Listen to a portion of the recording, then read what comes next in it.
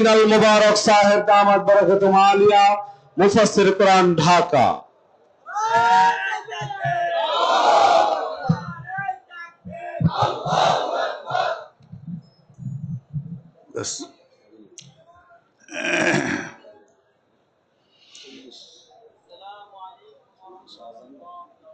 আসসালামু আলাইকুম ওয়া রাহমাতুল্লাহি ওয়া বারাকাতুহু। আলহামদুলিল্লাহি নাহমাদুহু হামদাশ শাকিরিন সুম্মা আসসালাতু ওয়াসসালামু আলা খায়রিল ওয়ারা ওয়া খাতামিন নাবিয়্যিন আম্মা বা'দ। ফাআউযু বিল্লাহি মিনাশ শাইতানির রাজীম। বিসমিল্লাহির রাহমানির রাহিম। আলা ইন্না আউলিয়া আল্লাহি লা খাউফুন আলাইহিম ওয়া লা হুম ইয়াহজানুন। সাদাকাল্লাহু মাওলানাল আযীম। قال رسول الله صلى الله عليه وسلم قال الله تبارك وتعالى من عادى لي وليا فقد آذنته بالحرب أو كما قال النبي عليه الصلاة والسلام। মুআজ্জাজ উলামায়ে কেরাম, গোটা বাংলাদেশ থেকে আগত বেরাদারান ইসলাম, আজকে 2025 সালের 3 দিন ব্যাপী চরমনায়ের বার্ষিক মাহফিলের প্রথম দিন দিবাগত রজনী। আপনারা দেখতেছেন এখানে ওলামায়ে কেরামের সমাগম বেশি, প্রত্যেকের জন্য সময় কম। অতএব একটা কথা বুঝাইয়া বলার মতো সময় নাই, এজন্য বিষয়ভিত্তিক আলোচনা করা যাবে না। আমি দুটা কথা একটু এই সিটাফাটা কথা বলি। 1 নম্বর কথা হইল, চরমনায় আপনারা কেন আসছেন? শরীয়ত শিখার জন্য জায়গা আরো আছে। শরীয়ত শিখার জন্য চরমনায় আসা লাগে না। চরমনায় আসা লাগে আরেকটা জিনিস আছে, যেটা না হইলে শরীয়ত পালন করা কঠিন হয়। সেই জিনিসটার নাম হইল মারফত। সেই জিনিসটার নাম মারফত। মারফতের দ্বারায় শরীয়ত সহজ হয়। এই জন্য মারফতটা অর্জন করা লাগে। এই মারফত অর্জন করতে হইলে আরেকজন মারফতওয়ালার কাছে যাওয়া লাগে। এই কথাটা আমি একটা উদাহরণ দিই, ছোট্ট উদাহরণ আপনাদেরকে একটু বুঝাই। আমাদের দেশের একটা লোক, উনি করাচি গেছেন টাকা রুজি করার জন্য। যাওয়ার সময় 2 বছর বয়স্ক উনার একটা ছোট্ট শিশু সন্তান বাড়িতে রেখে গেছেন। ও বেচারা করাচি যাইয়া বাড়ির কথা ভুলে গেছে। একটানা 15 বছর করাচিতে থাইকা বাড়ির কোনো খোঁজ নাই, খবর নাই। 15 বছর পরে উনার ওয়াইফের কাছে চিঠি লিখছে যে আমি আগামী মাসের 10 তারিখ সকাল 9টায় ঢাকা এয়ারপোর্টে নামবো, তোমরা কেউ বাড়ি থেকে এসে আমাকে ঢাকা এয়ারপোর্ট থেকে রিসিভ করে নিয়ে যাবে। তো চিঠি এটা পিয়নে বাড়িতে দিয়ে গেছে। ও মহিলা মানুষ তো লেখাপড়া জানে না, তো চিঠিটারে সুন্দর করে রাখছে। ছেলেটা বাড়িতে নাই। যদি মনোযোগ সহকারে শুনে থাকেন বলুন তো, যে শিশু সন্তানটা 2 বছর বয়স্ক বাড়িতে রেখে গিয়েছিলেন ভদ্রলোক, এখন উনার বয়স কত? মাশাআল্লাহ 17 বছর। বুঝ হয়েছে তো? তো কিছুক্ষণ পরে ছেলে এটা বাড়িতে আসছে।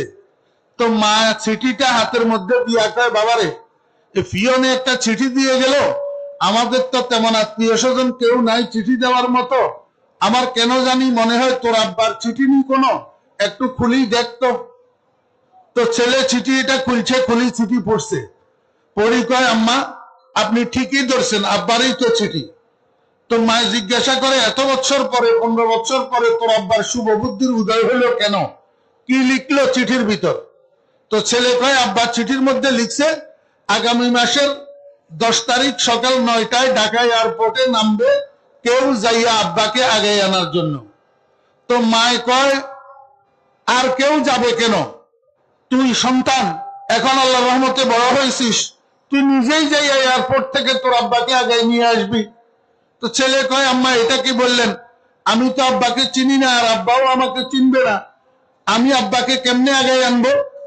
তো মায় কয় তুই যাওয়ার সময় তোর জেঠারে সাথে করে নিয়ে যাস, তোর জেঠাই তোর আব্বার সাথে তোর সাথে পরিচয় করাই দিবে। সবাই সারা বাংলাদেশের মানুষ জেঠা বুঝেন তো কি, বাপের বড় ভাই, বাপের বড় ভাই। তো পরের মাসের 9 তারিখ বিকেল বেলায় জেঠা ভাতিজা দুজন গেছে ঢাকা চরমোনাই থেকে, যাইয়া রাত্রে হোটেলে রইছে।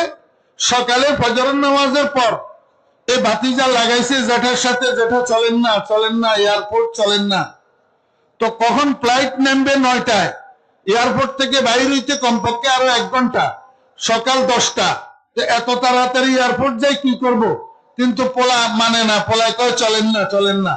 তো জেঠাবাতি যা দুজন গেছে এয়ারপোর্টে যাইয়া, পোলা এটা তো নতুন তরুণ ছেলে, এয়ারপোর্ট আর দেখে নাই, রং তামাশা দেখার জন্য এয়ারপোর্টের গেটের এক পাশে হেলান দিয়া দাঁড়াইয়া আছে।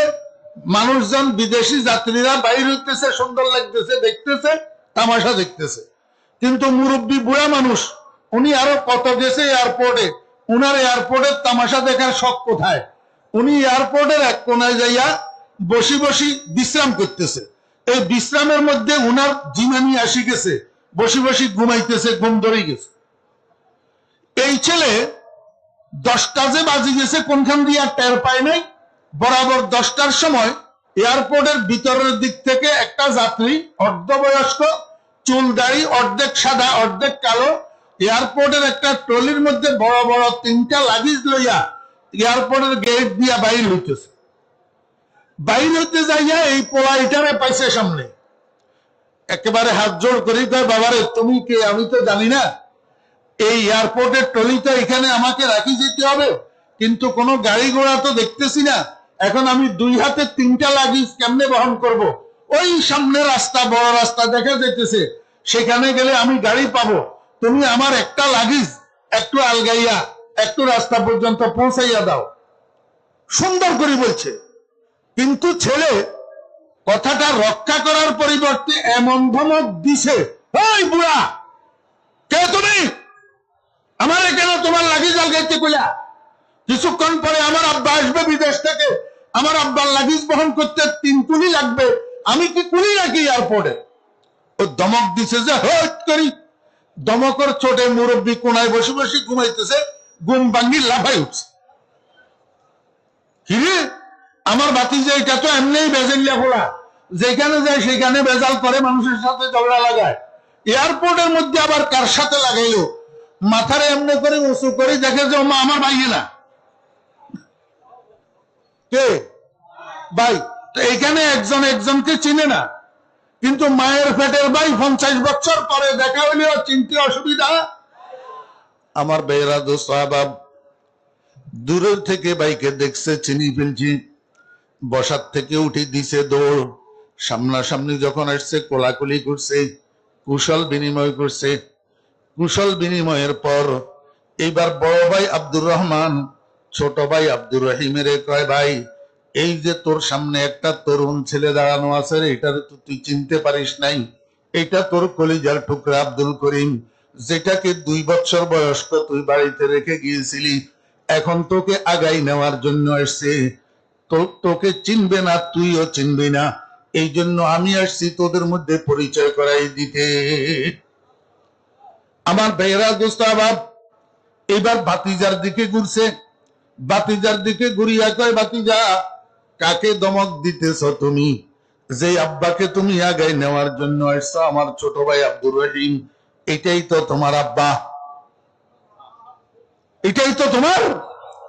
এই কথা শোনার সাথে সাথে তরুণ ছেলেটার অন্তরের মধ্যে অনুশোচনার আগুন ধাও করে জ্বলে উঠছে।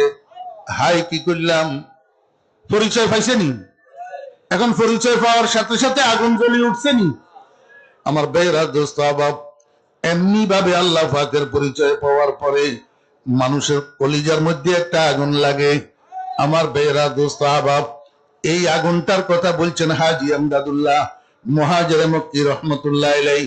নই এক আগ মেরে দিল মে লাগি है, अजीब हालत उसकी जलन में शिफा है।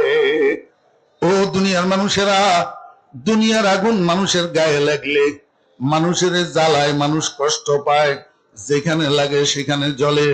আর আল্লাহ পাকের মারফতের আগুন যখন মানুষের কলিজায় লাগে, যত জ্বালায় তত মজা লাগে। এই জন্য হাজী আমদাদুল্লাহ মুহাজির মক্কি রহমতুল্লাহ আলাইহি কয়, আমার দিলের মধ্যে একটা নতুন আগুন লাগছে, এই আগুনে আমার যত জ্বালায় তত আমার কাছে মজা লাগে। আমার বেরা দোস্ত আবাব, এই কেরোসিনের বাতি দেখছেন নি? কেরোসিনের বাতি একটার মধ্যে আগুন থাকলে এই একটার আগুন দিয়া হাজারটা লক্ষটা বাতি জ্বালানো যায় কিনা?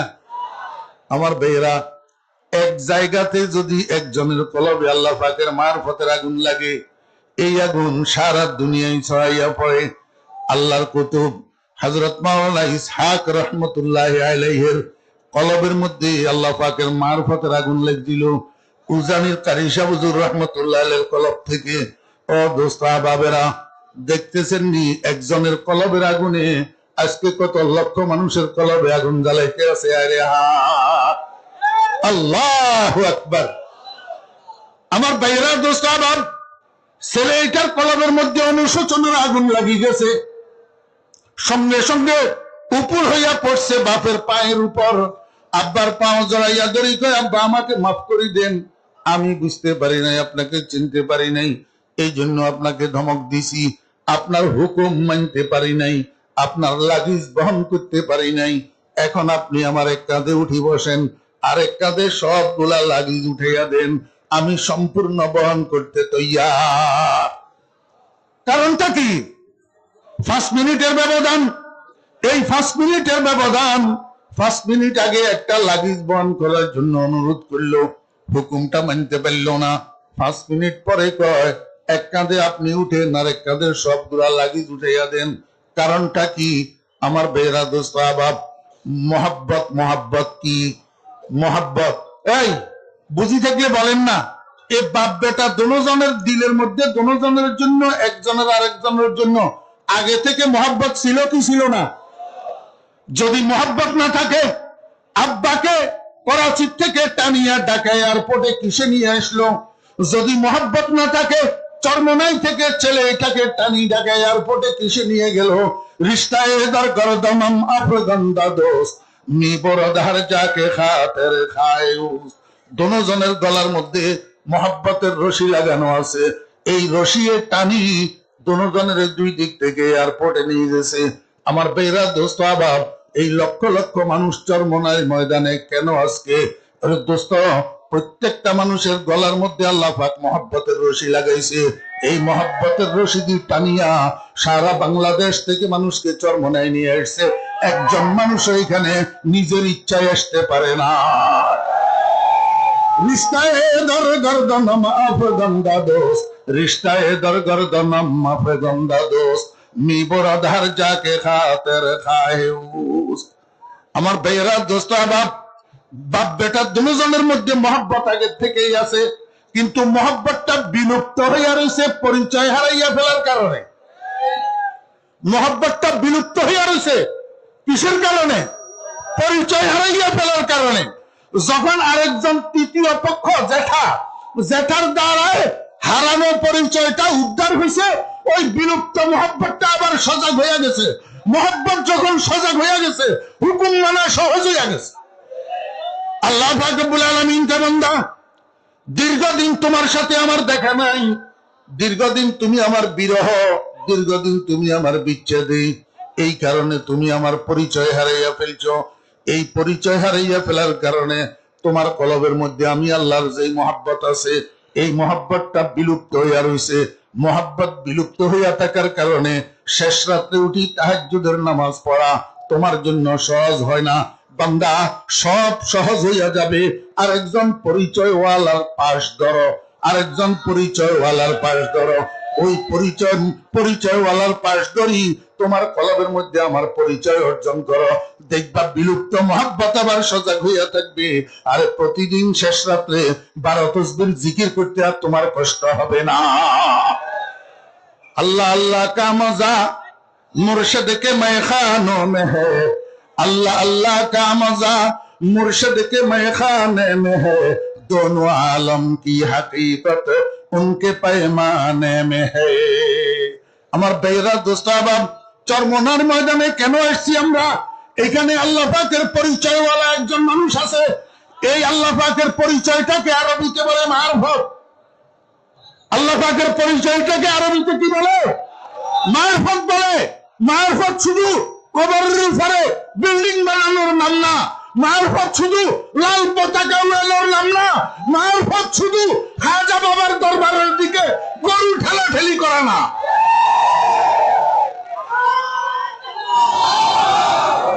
এই সময় কম, এই পরিচয়টার নাম মারফত। এই পরিচয়টার নাম কি? মারফত। যার কলবের ভিতরে আল্লাহ পাকের পরিচয় থাকে তাকে মারফতওয়ালা বলে, তাকে আরফ বিল্লাহ বলে, তাকে ওলিউল্লাহ বলে। আমার ভাইয়েরা দোস্ত হবাব, আল্লাহর ওলি, আল্লাহর ওলি তাকে কি বলে? আল্লাহর ওলি। আপনারা হাদিস শরীফ দেখেন, সুইলা রাসূলুল্লাহ সাল্লাল্লাহু আলাইহি ওয়াসাল্লাম মানিল ওয়ালিয়্যু ইয়া রাসূলুল্লাহ, ফাকালা রাসূলুল্লাহ সাল্লাল্লাহু আলাইহি ওয়াসাল্লাম ফি রিওয়ায়াতিন ইযা রুইয়া যুকিরাল্লাহ ওয়া ফি রিওয়ায়াতিন ইযা রুউ যুকিরাল্লাহ আও কামা ক্বালা নবী আলাইহিস সালাতু ওয়াস সালাম। মানুষের কলবের ভিতরে যখন আল্লাহ পাকের পরিচয় আসি যায়, মনোযোগ আছে নি? মানুষের কলবের মধ্যে যখন আল্লাহ পাকের পরিচয় আসি যায়, তখন আল্লাহ পাকের জাতের নূর মানুষের চেহারার উপরে চমকে। মানুষের চেহারার উপরে কি চমকে? ওই মানুষটার চেহারার দিকে দুনিয়ার যত মানুষ তাকায়, তাকাইলেই আল্লাহর কথা মনে পড়ে, তাকাইলেই আল্লাহর কথা মনে পড়ে, তাকাইলেই আল্লাহর কথা মনে পড়ে। এই মানুষটার নাম ওলি। এই মানুষটার নাম কি? ওলি। আমার ভাইয়া সাবধান, সাবধান। जुमला लम्जी सबब गुमराह शुद, कम कसे जब दाल हक आगाह शुद, हम सरीबा अंबिया बर्दाशतन, औलियारा हम चुखुद पिंदाशतन। এই মানুষটা সব মানুষ, চোখ একরকম, কান একরকম, হাত একরকম, পাও একরকম, কিন্তু আল্লাহর ওলিরা সবের মতো মানুষ না। আল্লাহর ওলিরা, আল্লাহর ওলিদের সাথে বিয়াদবি করার পরিণাম। সময় আমার নাই, তারপরে আমি একটা ঘটনা বলবো, 2 মিনিট লেট হবে। খাজা আজিজুল হাসান মজজুব রহমতুল্লাহ আলাইহি, খাজা আজিজুল হাসান মজজুব রহমতুল্লাহ আলাইহি হাকিমুল উম্মত হযরত থানভী রহমতুল্লাহ আলাইহি আজল খলিফা ছিলেন, ইংরেজি শিক্ষিত মানুষ ছিলেন, মাদ্রাসার ধারে কাছেও জীবনে যায় নাই, ডিপ্টি কমিশনার ছিলেন। হযরত থানভী রহমতুল্লাহ আলাইহি 1 মাস পরে ইন্তেকাল হয়েছেন। আল্লাহ পাক ইলমে লাদুন্নি খাজা আজিজুল হাসান মজজুব রহমতুল্লাহ আলাইহিকে ঢেলে দিয়েছিলেন। খাজা আজিজুল হাসান মজজুব রহমতুল্লাহ আলাইহি, মনোযোগ আছে নি? খাজা আজিজুল হাসান মজজুব রহমতুল্লাহ আলাইহি সকাল বেলায় ফজরের নামাজের পরে রাস্তা দিয়ে হাঁটতে বাইর হইছেন, রাস্তা দিয়ে হাঁটতে বাইর হইছেন। অদস্ত রাত্রে বৃষ্টি হয়েছিল। রাত্রে বৃষ্টি হওয়ার কারণে রাস্তার পাশে ছোট ছোট গর্তগুলোর মধ্যে পানি জমা হয়ে রয়েছে। খাজা সাহেব রহমতুল্লাহ আলাইহি সামনের দিকে হাঁটতেছে। সামনের দিক থেকে একটা যুবক ছেলে আর একটা যুবতী মেয়ে সামনের দিক থেকে এদিকে আসতেছে। হযরত খাজা সাহেব রহমতুল্লাহ আলাইহি খেয়াল করে নাই ওই কাদা পানিওয়ালা গর্ত একটার মধ্যে হুজুরের পাও পড়ছে। বুড়া মানুষ, পাও পড়ার সাথে সাথে পাও ধরে রাখতে পারে নাই, স্লিপ করি পাও গেছে গা সামনের দিকে, হুজুর পড়ে গেছেন পিছনের দিকে। তো পাওর সাথে কাদা যে ঘষা খাইছে, এক টুকরা ঘষা যাইয়া ওই সামনের দিক থেকে আসতেছে যে যুবতী মেয়েটার মুখের উপরে পড়ছে। এক টুকরা কাদা যুবতী মেয়েটার মুখের উপরে পড়ছে। এই যুবতী মেয়েটার মুখের উপরে কাদা কেন পড়লো? যুবক পোলাইটা দৌড়াইয়া আসি খাজা সাহেব রহমতুল্লাহ আলাইহির দিছে থাপ্পড়। আশেপাশে মানুষ আছে, মানুষে দেখছে, মানুষে কয় হাই কি করলো, ফলাই কি করলো, কার গায়ে হাত উঠাইলো, কার গায়ে হাত উঠাইলো, বরবাদ হয়েছে। ও বেয়েরা দোস্ত, আভাব সময় কম, এই জন্য আমি সংক্ষেপে বলে যেতেছি। থাপ্পড় দেওয়ার পরে খাজা সাহেব রহমতুল্লাহ আলাইহি কিচ্ছু বলে নাই, চুপ করি সামনের দিকে হাঁটা শুরু করছে। এই ছেলে মেয়ে দোনোটাও সামনের দিকে হাঁটতেছে। এমনি 20 কদম সামনে যাইয়া পারে নাই, শুকনার মধ্যে পাও দোনোটা পেঁচাইয়া পোলাইটা পড়ে গেছে, পায়ের হাড্ডি ভাঙ্গিয়া 3 টুকরা হয়েছে, 3 টুকরা। মানুষ দৌড়াইয়া আসছে চতুর্দিক থেকে, কি হয়েছে কি হয়েছে? এখন তো হাউ মাউ চিৎকার করে, ও মা রে, ও বাপ রে, কি হয়েছে? কয় আমার পাওটা ভাঙ্গি গেছে। মানুষে কয় তোর পাও ভাঙবে না তো কি এখন ভাঙবে? আপনাদের সামনে গায়ে হাত উড়েছ, মূল্যবান তাড়াতাড়ি বয়ান যাইয়া পেশ মাপ করবেন। চা, না হলে জীবন যাবে। এখন উজানের কারি ইব্রাহিম সাহেব রহমতুল্লাহ আলাইহির দৌল পাও ভাঙ্গি গেছে, আমি তো হাঁটতে পারতেছি না। তো মানুষে বলে আলগাই উঠাই। মাগরিব পরবর্তী অধিবেশনে এখন মূল্যবান নসিহত পেশ করবেন। যাইয়া কয় হুজুর পোলাটারে মাফ করে দেন, বুঝে নাই। পোলা এটা নিজেও কইতেছে এখন হুজুর একটি আমারে গজল মাফ করে দেন, আমি পরিবেশন বুঝি নাই। করবেন। খাজা আমাদের আজিজুল ভাই হাসান দৃষ্টি রহমাতুল্লাহ প্রতিবন্ধী আলাইহি কয়, বাবারে মোহাম্মদ বুঝো স্যার না মুসলিউদ্দিন বুঝো, আবু মুসা। আমার হাতে তো কিছু নাই। তুই যাকে মহব্বত করস, এই মনোযোগ, তুই যারে মহব্বত করস তার গালে একটু কাদা পড়ছে, তুই আমার থেকে প্রতিশোধ নিছ। আমার একজনে মহব্বত করে, আমার গালে যখন থাপ্পড় পড়ছে, ও আমার মহব্বত ওয়ালা তুই থেকে প্রতিশোধ নিছে। এই, এই, আল্লাহু আকবার। আমার ভাইয়েরা, দোস্ত আবাব, হযরতে শাইখে চরমনাই দামত বরকাতুহুমের গায়ে হাত উঠাইছে। শাইখে চরমনাই দামত বরকাতুহুমের গায়ে হাত উঠাইছে। ওই শাইখে চরমনাইয়ে মহব্বত করে আর সওয়ালে খোদা প্রতিশোধ নিছে, প্রতিশোধ নিছে। নেই নাই, প্রতিশোধ নেই নাই, আর সওয়ালে খোদা প্রতিশোধ নেই নাই। जुमला आलम जी सबब गुमराह शुद, जुमला आलम जी सबब गुमराह शुद, पंख से जब डाल हक आगाह शुद, हम सरीबा अंबिया बरदाशतन, औलियारा हम चुखुद पिंदाशतन। আমার ভাইয়েরা, দোস্ত আবাব, এই লক্ষ লক্ষ মানুষ বাংলাদেশ, সারা বাংলাদেশ থেকে এখানে আসছেন কি জন্য? শুধু এই কথাটা খেয়াল করবেন, আমরা হযরতে পীর সাহেব দামত বরকাতুহুম, চরমনাই পীর সাহেব দামত বরকাতুহুম থেকে আল্লাহ পাকের পরিচয়, আল্লাহ পাকের মারফতটা যেভাবে অর্জন করতে পারি, আল্লাহ পাক আমাদেরকে সফল করেন। ওয়া আখিরু দাওয়ানা আনিল হামদুলিল্লাহি রাব্বিল আলামিন। আসসালামু আলাইকুম ওয়া রাহমাতুল্লাহি ওয়া বারাকাতুহু।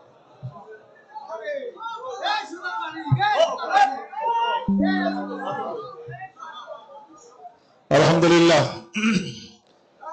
এতক্ষণ আপনাদের সামনে মূল্যবান বয়ান পেশ করলেন ইসলামী আন্দোলন বাংলাদেশের কেন্দ্রীয় উপদেষ্টা পরিষদের অন্যতম সদস্য হযরত মাওলানা ফরিদউদ্দিন আল মোবারক সাহেব দামাত বরকাতুহুল আলিয়া। এখন এশার আজান।